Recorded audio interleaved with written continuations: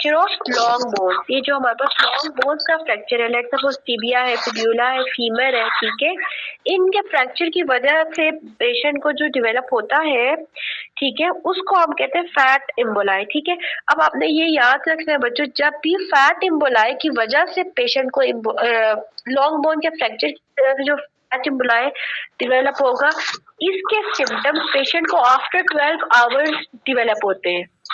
समझ आ रही है?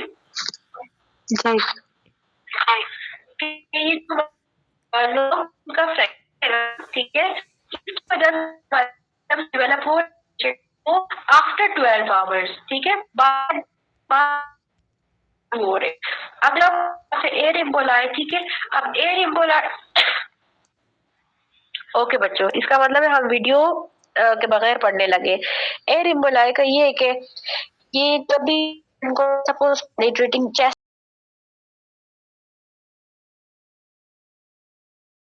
देखो क्रिमिनल एबॉर्शन हम उनको कहते हैं जब पेशेंट किसी, आप ये कहते हैं अनप्रोफेशनल या फिर कोई अनएक्सपर्ट बंदे के पास चली गई और वहां जाके जो, अल्लाह माफ करे ऐसे नहीं कहना चाहिए, लेकिन ये जो दाई वाला प्रैक्टिस है हमारे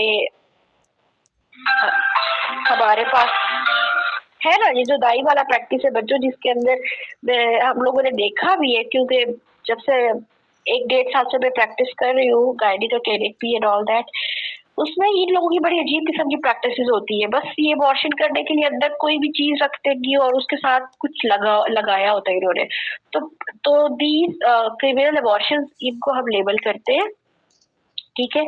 उसके अंदर एयर इबोलाई डेवलप हो सकता है, या लेट सपोज कोई पेशेंट है वो डीप सी डाइवर्स के अंदर भी हो सकता है। हमने पढ़ा था ना, डीकम्प्रेशन सिकनेस डिजीज डेवलप करते हैं, या गाइडेंस पढ़ते थे, उसमें था डीकम्प्रेशन सिकनेस, ठीक है, डीप सी डाइवर्स को, क्योंकि वो एकदम से डाइव करके नीचे जाते थे और फिर वापस जब जल्दी ऊपर वापस आते थे ना डाइव करके, उसकी वजह से बच्चों एयर डीकम्प्रेशन डिजीज या सिकनेस इनको डेवलप हो जाती थी, ठीक है।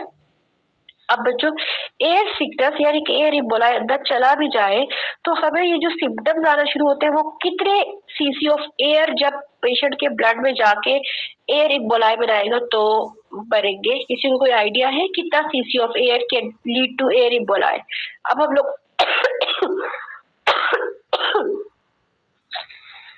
यस एनीवन बच्चों?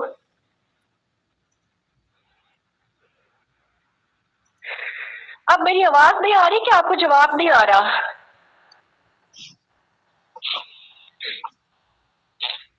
हाँ बच्चों, बच्चों मैम रिपीट कर सकती हैं? हाँ मैंने पूछा आप लोगों से कि कितने सीसी ऑफ एयर जब ब्लड में जाएगा तो एयर इम्बोलिज्म डेवलप होगा? मैम बहुत कम से डेवलप होता है, सीसी में तो नहीं पता, लेकिन एक्सीलेंट, वेरी गुड। ये मॉर्निंग राउंड्स में मैं भी इसी तरह के जवाब दे रही हूँ कि बहुत कम से हो रहा होता है। 100 सीसी, ठीक है, 100 सीसी एयर जब चला जाएगा ब्लड, हाँ ये इतना 100 सीसी जाता है तो एयर इम्बोलिज्म, उससे कम पे नहीं, वो इतना इनसिग्निफिकेंट होता है, उससे कम पे नहीं करता। अब आपने देखा होगा जब हम पेशेंट को इवन ड्रिप भी अटैच करते हैं उससे एयर आउट कर रहे होते हैं ना डिस्कार्ड करके, क्योंकि शुरू में एयर बबल्स आ रहे होते हैं उसके अंदर, ठीक है। Yes ma'am. अच्छा ये चीज है बच्चों। और कैप्नोमीटर से partial pressure of carbon dioxide measure कर रहे होते हैं, ठीक है। एक चीज ये भी याद कर लो, एयर इम्बोलिज्म के साथ ही इन्होंने लिखा हुआ है कि कैप्नोमीटर से आप partial pressure of carbon dioxide जो है वो देख रहे होते हैं, मेजर कर रहे होते हैं। अगला बच्चों बहुत आसान से रेडियो पेपर में आता है कि अगर उन्होंने मेंशन किया हो कि प्रेग्नेंट फीमेल है या ड्यूरिंग लेबर हो गया या पोस्टपार्टम, ठीक है, यानी कि डिलीवरी के बाद पेशेंट ने इम्बोलाई डेवलप कर लिया, तो बच्चों वो एमनियोटिक फ्लूइड इम्बोलाई होता है। क्लियर? समझ आई? और ये बच्चों इसके अंदर भी पेशेंट जो है सडनली सिम्टम्स डेवलप कर जाता है, ठीक है, लेकिन ये जो हमारे पास फैट इम्बोलाई है वो आफ्टर 12 आवर्स सिम्टम्स आना शुरू होते हैं, ठीक है। Yes ma'am. Very good. Pulmonary embolism को मैं थोड़ा सा एक्सप्लेन करती हूँ कि पल्मोनरी एम्बोलिज्म जैसे मैंने आपको बताया था प्रोलॉन्ग बेड रेस्ट, ठीक है। अगर पेशेंट कोई पोस्ट ऑप है तो उसको बहुत ज्यादा ही हमने रेस्ट करा दिया और उठ के चलाया नहीं, अर्ली मोबिलाइजेशन हम लिखते हैं ना पोस्ट ऑप केयर में, अर्ली मोबिलाइजेशन ऑफ पेशेंट इसीलिए लिखते हैं बच्चों के पल्मोनरी एम्बोलिज्म डीवीटी का खतरा होता है, ठीक है। तो ये यस मैम। अब बच्चों पेशेंट को सडन चेस्ट पेन होता है, डिस्निया होता है, साइनोसिस, हिमोप्टिसिस, ये सारी चीजें होती है, क्लियर। और बच्चों पल्मोनरी एम्बोलिज्म जो है ये सारी चीजें थी, बस साइलेंट चेस्ट होता है, क्लिनिकली साइलेंट चेस्ट है, ये याद रख लो, ठीक है। और पल्मोनरी एम्बोलिज्म का आप ये याद रख लो कि जब पेशेंट को पल्मोनरी एम्बोलिज्म होता है ना तो उस सूरत हाल में alveolar pressure of oxygen in lungs is always equal to partial pressure of oxygen in the inspired air, clear. मैंने एक दफा रिपीट कर दे। हाँ बच्चे, पल्मोनरी एम्बोलिज्म का जो पेशेंट होगा उसके एल्वियोलर जो पार्शियल प्रेशर ऑफ ऑक्सीजन होगा ना लंग के अंदर, एल्वियोलाई के अंदर, that would be equal to partial pressure of oxygen in the inspired air. Patient की ये सूरत हाल है, बस इतना याद कर लो, ठीक है। पेशेंट अगर आपको मेंशन हो कि प्रेग्नेंट भी है और उसकी सडन डेथ हो गई है तो आपने यू वुड बी प्रेफरिंग के पेशेंट को पल्मोनरी एम्बोलिज्म हुआ है, ठीक है। फिर उस सूरत हाल में आप लोग एम्नियोटिक फ्लूइड एम्बोलिज्म नहीं करोगे, ठीक है बच्चों। सडन डेथ जब भी आएगी ना पल्मोनरी एम्बोलिज्म के साथ जाओगे, clear. Okay ma'am. Very ma'am good. Pulmonary embolism में alveolar PO2 is equal to PO2 in inspired air, ये बताया ना आपने। एक्सीलेंट, या ओके थैंक्स। एम्बोलिज्म के बारे में कुछ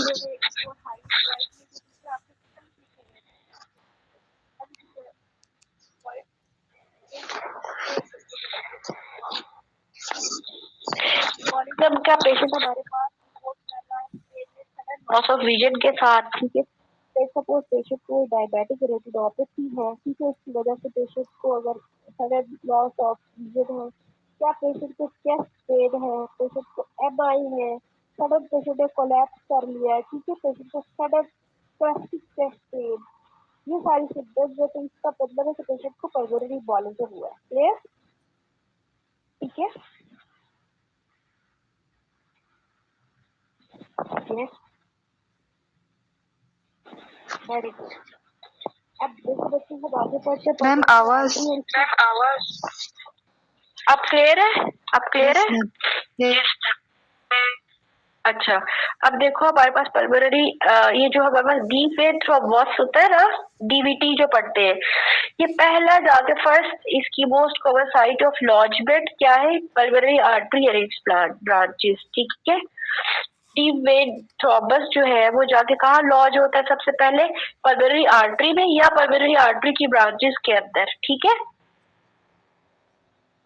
क्लियर।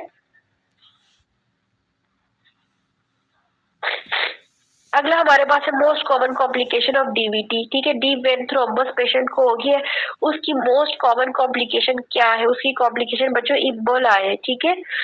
थ्रोम्बस जब तक आर्टरी के वॉल के साथ लगा हुआ है तो हम उसको थ्रोम्बस कहेंगे, जब वो वहां से उसने अपने आप को डिटैच कर दिया, फ्री फ्लोटिंग हो गई तो हम उसको क्या कहेंगे, इम्बोलाए कहेंगे। तो most common complication of deep vein thrombus is emboli formation, clear.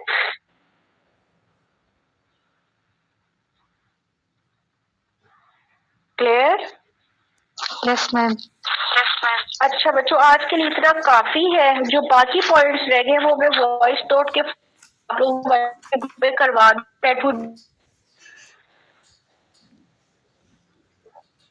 या भी करवा दो। नो मैम बस वॉइस नोट में दे। ठीक है, बाकी आप लोगों को भी डॉक्टर असीम ने भी कर दिए, काइंडली आप सब अपना अपना टास्क कंप्लीट करें। उसके बाद मैंने भी आपको टास्क असाइन करना है, बल्बों का करूंगी, उसके बाद ये जो पॉइंट हमारे अभी रहते हैं वो मैं आपको वॉइस नोट के फॉर्म में पढ़ा दूंगी, ठीक है। Yes ma'am. All the best बच्चों, आपने ये करना है कि जो जो हम पढ़ा रहे हैं कोशिश करो कि साथ साथ याद भी कर लो, ठीक है। समझ के याद नहीं करोगे तो फिर भूल जाता है, फिर एंड पे फिर आप लोग कहते हो याद नहीं, तो मैं आपको यही सजेस्ट करूंगी कि चीजों को साथ साथ रट्टा मार लो, ठीक है। और साथ साथ आपके टेस्ट भी होने वाले हैं। Yes ma'am. ओके बच्चों, अल्लाह हाफिज। अल्लाह हाफिज।